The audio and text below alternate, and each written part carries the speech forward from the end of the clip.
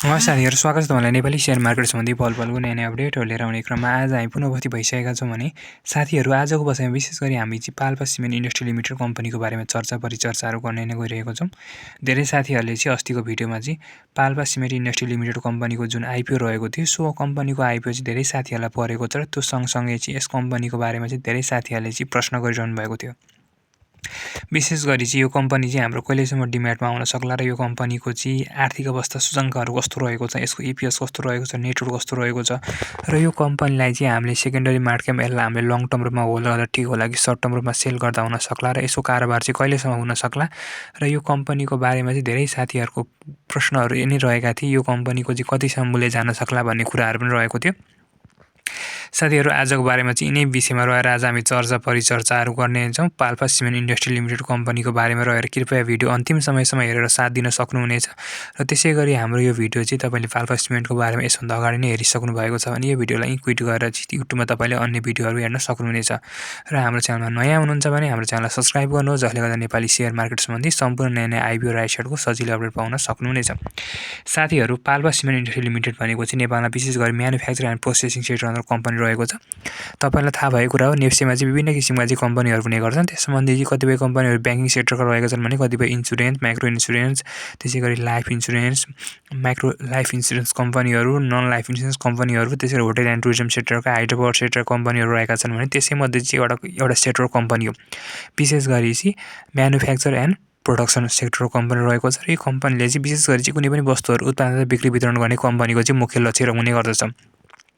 अब कुरा गरौँ हाम्रो झापा सिमेन्ट कम्पनीको बारेमा कुरा गर्नुपर्दाखेरि यो कम्पनीले पनि विशेष गरी चाहिँ नेपालमा सिमेन्ट जन्य वस्तुहरूको उत्पादन गर्ने, बिक्री वितरण गर्ने आदि कम्पनीको चाहिँ मुख्य लक्ष्य रहेको छ भने यो कम्पनीको चाहिँ रजिस्टर्ड कार्यालय भनेको चाहिँ थापाथली काठमाडौँमा रहेको छ र त्यसै गरी यसको उद्योग भनेको चाहिँ नवलपरासी जिल्लाको सुनोल आदर्श 7मा चाहिँ रहेको छ।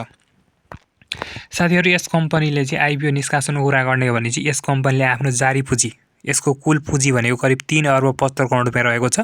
त्यसको यसले 20% बराबरको चाहिँ आइपिओ निष्कासन गरेको थियो र रु 100 रुपियाँ अङ्कित दरमा चाहिँ यो कम्पनीले चाहिँ आइपिओ निष्कासन गरेको थियो।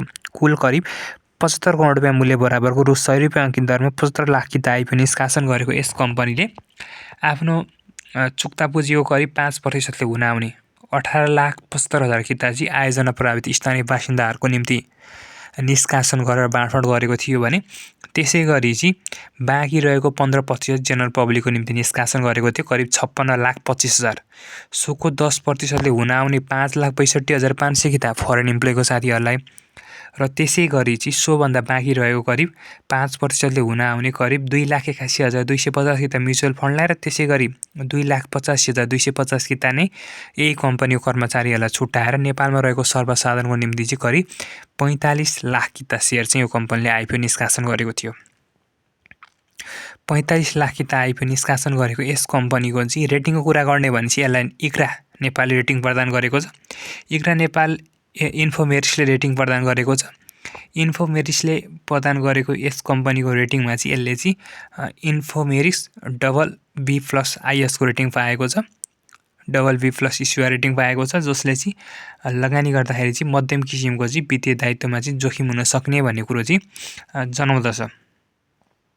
साथीहरू यो कम्पनीको बारेमा सानो जानकारी दिनुपर्दाखेरि अब तपाईसँग पाल्पा इन्डस्ट्री लिमिटेड कम्पनीको आइपिओ भएपछि स्वाभाविक रूपमा तपाईँलाई यो कम्पनीको बारेमा जिज्ञासा हुन सक्ने स्वाभाविक हुने यो कस्तो किसिमको कम्पनी रहेको छ भने यो कम्पनी चाहिँ विशेष गरी मैले जानकारी गराइहालेँ अघि नै तपाईँलाई सिमेन्ट कम्पनी हो र यो कम्पनी चाहिँ विशेष गरी चाहिँ यसको फ्याक्ट्री भनेको नवलपरासीको सुनोल भन्ने ठाउँमा रहेको छ र यो कम्पनीले चाहिँ 2077 सालदेखि यो कम्पनीले चाहिँ सिमेन्ट उत्पादन गर्दै आइरहेको छ भने 76 सालदेखि चाहिँ यसले क्लिङ्कर उत्पादन गर्दै आइरहेको छ।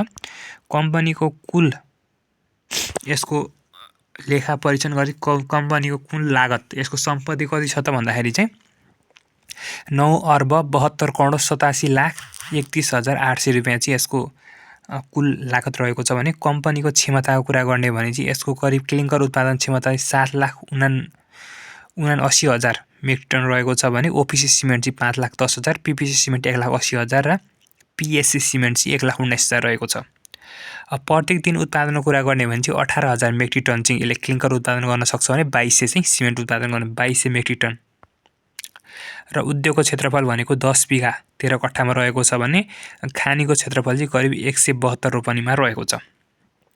साथीहरू, यो भयो हाम्रो छोटकरीमा यो कम्पनीको बारेमा विस्तृत जानकारी। जबबाट तपाईँले यो कम्पनीको बारेमा धेरै कुराहरू जानकारी लिनुभयो होला।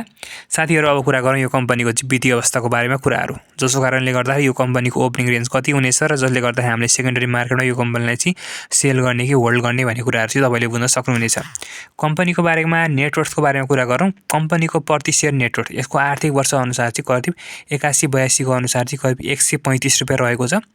135 रुपियाँ भएको कम्पनीलाई हामीले 100 रुपियाँमा पाएका छौँ भने हामी अहिले नै प्रफिटमा रहेका छौँ। त्यस कारणले गर्दाखेरि चाहिँ तपाईँले चाहिँ चिन्ता लिनुपर्ने अवस्था छैन। कम्पनीको नेटवर्थ चाहिँ एकदम राम्रो रहेको छ। प्रति सेयर आम्दानी भनेको 3 रुपियाँ 25 पैसा रहेको छ, जसलाई हामी एकदम ठिकै मान्न सक्दछौँ। त्यस्तो धेरै राम्रो पनि होइन, त्यस्तो धेरै नराम्रो पनि होइन। अब नेटवर्कको कुरा गरिसकेपछि यो कम्पनीको ओपनिङ रेन्ज कति रहनेछ त भन्ने कुरा गर्नुपर्दाखेरि चाहिँ हाल धितोपत्र बोर्डले जुन नयाँ नेटवर्थको बारेमा जुन ओपनिङ रेन्ज तोकेको छ त्यो अनुसार चाहिँ यो कम्पनीको 100 रुपियाँभन्दा माथि नेटवर्थ भएको कारणले गर्दाखेरि चाहिँ यसको ओपनिङ रेन्ज चाहिँ 100 रुपियाँदेखि 300 रुपियाँसम्म चाहिँ हुनेछ। र त्यसै गरी चाहिँ यसको मूल्य चाहिँ बढेर कतिसम्म जान सक्ला त भन्ने कुरा धेरै साथीहरूको मनमा जिज्ञासा हुनेछ। धेरै साथीहरूले प्रश्न पनि गरिरहनु भएको छ र यसभन्दा अगाडि हामीले भिडियो हाल्दा पनि धेरै साथीहरूले चाहिँ यसको मूल्य चाहिँ एक्ज्याक्ट कति जान सक्छ भन्ने प्रश्न गर्नुभएको थियो। एक्ज्याक्ट मूल्य यति नै पुग्छ भने चाहिँ कसैलाई पनि जानकारी हुँदैन है। तर हामीले यसभन्दा अगाडिका विभिन्न कम्पनीहरूलाई हेर्ने हो र नेप्सेको उतार चढावलाई हेर्ने हो भने पनि यसको मूल्य चाहिँ स्वाभाविक रूपमा फरक पार्दछ। यस कम्पनीको मूल्य चाहिँ यसको लिस्टिङ हुँदाखेरि चाहिँ यसको नेप्से त्यतिखेर कतिसम्म रहन्छ भने त्यसले कुराले पनि धेरै फरक पार्ने गर्छ। तर यसभन्दा अगाडिको कम्पनीलाई हामीले सजिलैसँग हेर्ने हो भने चाहिँ 700-800 रुपियाँसम्म पुग्न सक्ने चान्स पनि रहेको छ र त्योभन्दा राम्रो भएको खण्डमा चाहिँ प्रति किता 900-1000 रुपियाँसम्म पुग्न सक्ने सम्भावना पनि रहेको छ है। त्यसको निम्ति पुग्नको निम्ति चाहिँ नेप्से चाहिँ हल्का राम्रो भएको खण्डमा चाहिँ नेप्से बढेर चाहिँ 3200 क्रस गरेर यदि माथि गएको खण्डमा चाहिँ यसको मूल्य चाहिँ स्वाभाविक रूपमा चाहिँ तपाईँको 900-1000 रुपियाँसम्म पुग्न सक्ने सम्भावना पनि बोकेको कम्पनी रहेको छ। त्योभन्दा माथि जान सक्ने चान्स पनि रहेको छ यदि लगानीकर्ताले स्ट्रङ रूपमा चाहिँ होल्ड गर्नुभयो र होइन कम्पनीप्रति चाहिँ जुन खरिद गर्ने लगानीकर्ताहरूको नि मनोबल चाहिँ अत्याधिक मात्रामा उच्च भएको खण्डमा मात्र चाहिँ त्यतिसम्म मूल्य पुग्न सक्ने सम्भावना हुनेछ। अब यसको चाहिँ अब म्यानुफ्याक्चर एन्ड प्रोसेसिङ सेक्टरको कम्पनी भएको कारणले गर्दाखेरि अहिले धेरै कम्पनीहरूको चाहिँ मूल्य चाहिँ बढिरहेको छ, किनकि नेप्से चाहिँ अहिले सकारात्मक रूपमा चाहिँ राखेको छ नयाँ सरकार बनिसकेपछि। त्यस कारणले गर्दाखेरि पनि यो कम्पनीको चाहिँ मूल्य चाहिँ राम्रैसँग पुग्न सक्ने भन्ने चाहिँ हामीले बुझ्न सक्दछौँ। त्यस कारणले गर्दाखेरि तपाईँलाई यदि यो कम्पनीको मूल्य पुगेको छ भने चाहिँ तपाईँले चाहिँ सजिलैसँग चाहिँ माइन्ड मेकअप गर्न सक्नुहुनेछ, जसको कारणले गर्दाखेरि चाहिँ तपाईँले यसलाई चाहिँ स्ट्रङली होल्ड दिनुभएको खण्डमा चाहिँ 800 देखि 1000 रुपियाँसम्म पुग्न सक्ने सम्भावना पनि बोकेको कम्पनी सम्भावनाको र एक्ज्याक्ट पुग्छ भन्ने चाहिँ ग्यारेन्टी हुँदैन। साथीहरू, अब कुरा गरौँ यो कम्पनीले बोनस दिन सक्ने सम्भावना कति रहनेछ त भन्ने कुरा गर्नुपर्दाखेरि यो कम्पनीको इपिएसमा 3 रुपियाँ रहेको छ। त्यस कारणले यो कम्पनीबाट तत्काल रूपमा बोनस खोज्नु स्वाभाविक रूपले जायज नहुन सक्छ। तर आगामी चाहिँ 2-4 वर्ष तपाईँले होल्ड गर्नुभएको खण्डमा चाहिँ कम्पनीले जुन आफ्नो नाफा चाहिँ बढाउँदै गएको खण्डमा चाहिँ बोनस दिन सक्ने सम्भावना पनि रहेको छ। र साथीहरू, यो कम्पनीलाई लङ टर्म रूपमा होल्ड गर्ने कि सर्ट टर्म रूपमा सेल गर्ने भन्ने कुरा चाहिँ तपाईँको मनमा जिज्ञासा रहेको छ भने यो कम्पनीलाई तपाईँले लङ टर्म रूपमा पनि होल्ड गर्न सक्नुहुनेछ, किनकि यो कम्पनीको नेटवर्क एकदम स्ट्रङ भएको कारणले गर्दाखेरि यो कम्पनीलाई तपाईँले लङ टर्म रूपमा पनि होल्ड गर्न सक्नुहुनेछ। र यसलाई अहिले नेप्से बढेको बेलामा बेच्छु मिड टर्मको रूपमा होइन, नेप्से 3200 यदि माले कटेर 3500-3600सम्म पुग्ला भन्ने जुन आशाहरू बजारमा आइरहेका छन् हल्लाहरू, त्यस्तै हल्लाको बेलामा म बेच्छु बुल मार्केटमा बेच्छु भन्ने तपाईँको मनमा जिज्ञासा रहेको छ भने त स्वाभाविक रूपमा तपाईँले चाहिँ यो कम्पनीलाई चाहिँ मिड टर्म रूपमा पनि होल्ड गर्न सक्नुहुनेछ। र यदि सर्ट टर्म रूपमा सेल गर्दै हुनुहुन्छ भने चाहिँ यसभन्दा अगाडि पनि मलाई जानकारी दिइरहेको कुराहरू चाहिँ तपाईँले चाहिँ जहिले पनि नेप्से चाहिँ यदि यस नेप्से भन्दा पनि तपाईँको यसको मूल्य चाहिँ सर्ट टर्म रूपमा सेल गर्ने भने चाहिँ जहिले पनि पिक मूल्यमा पुगेको बेला बेच्नु होला। पिक मूल्यमा बेला कसरी थाहा पाउने भने धेरै साथीहरूले गर्नुहुन्छ। विशेष गरी चाहिँ सेल सप्लाई चाहिँ जबसम्म आउँदैन तबसम्म चाहिँ मूल्य चाहिँ बढिरहने हुन्छ। जब सेलिङ प्रेसर यदि हाई हुन थालेपछि त्यसपछि नेप्सेमा चाहिँ तपाईँको यो कम्पनीको चाहिँ नेगेटिभ सर्किट पनि लाग्न सक्ने चान्स चाहिँ हुने गर्छ। त्यस कारणले गर्दाखेरि तपाईँले चाहिँ कुन दिन चाहिँ कति सेलिङ प्रेसर आइरहेको छ भन्ने कुरो चाहिँ जानकारी लिन सक्नुहुनेछ। त्यसको निम्ति विभिन्न साइटहरूमा गएर तपाईँले हेर्न सक्नुहुनेछ भने 3 बजेपछि मार्केट ट्रेड बन्द भएपछि त्यो दिन चाहिँ यो कम्पनी कति किता सेयर कारोबार भएको थियो भने वा नेप्सीमा पनि तपाईँले लाइभ मार्केटमा बसेर पनि आज त्यसको कति बाहिर आएको छ, कति सेलर आएको छ भन्ने कुरा पनि दैनिक रूपमा चाहिँ अध्ययन गर्न सक्नुहुन्छ। जसको कारणले गर्दाखेरि तपाईँले चाहिँ यसको अधिकतम मात्रामा चाहिँ लाभ लिन सक्ने सम्भावना भनेको चाहिँ त्यसरी नै हो। तपाईँले दैनिक रूपमा चाहिँ लाइभ मार्केटमा बसेर चाहिँ आज यसको बायर कति आएको छ होइन, तपाईँको चाहिँ यसको सेलर कति आएको छ भन्ने कुरा, जब सेलरहरू बढ्दै जान्छ बायरहरू घट्दै जान्छ त्यो बेलामा चाहिँ अब मैले बेच्नुपर्ने समय आयो भनेर चाहिँ तपाईँले स्वाभाविक रूपमा बुझ्न सक्नुहुनेछ। साथीहरू यो कम्पनीको लिस्टिङ प्रक्रियामा चाहिँ अझ केही समय चाहिँ लाग्न सक्ने सम्भावना रहेको छ।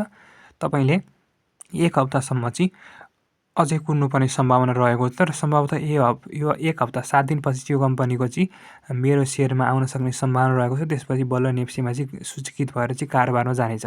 साथीहरू यिनै जानकारीहरू रहेको थियो र यो कम्पनीको चाहिँ तपाईँलाई कति किता परेको छ र यो कम्पनीलाई चाहिँ तपाईँले लङ टर्म रूपमा चाहिँ होल्ड गर्ने कि सर्ट सेल गर्ने के निर्णय गर्नुभएको छ अवश्य मात्रामा चाहिँ कमेन्ट गर्नुहोला।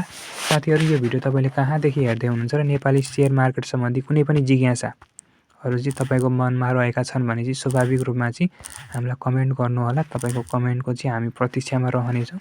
नेपाली सेयर मार्केट सम्बन्धी माया गर्नुभएको तपाईँलाई धेरै धेरै धन्यवाद रहेको छ।